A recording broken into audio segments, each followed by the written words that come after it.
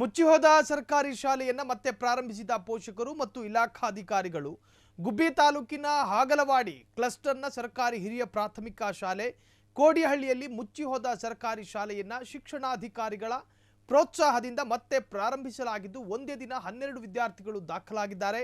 ಶಾಲಾ ಪ್ರಾರಂಭೋತ್ಸವದ ದಿನ ಮಕ್ಕಳು, ಶಿಕ್ಷಕರು ಜೊತೆಗೆ ಪೋಷಕರು ತಮ್ಮ ಅನಿಸಿಕೆಗಳನ್ನು ಹಂಚಿಕೊಳ್ಳುವ ಮೂಲಕ ಸಂತಸ ವ್ಯಕ್ತಪಡಿಸಿದ್ದಾರೆ. ಈ ಸಂದರ್ಭದಲ್ಲಿ ಮುಖ್ಯ ಶಿಕ್ಷಕರಾದ ಸುನಂದ, ಸಿಆರ್ಪಿ ಮಂಜು, ಮಂಜುನಾಥ್, ಇಸಿಒ ದೇವರಾಜ್, ಬಿಇಒ ನಟರಾಜ್ ಹಾಗೂ ಪೋಷಕರು, ಮಕ್ಕಳು ಹಾಜರಿದ್ದರು.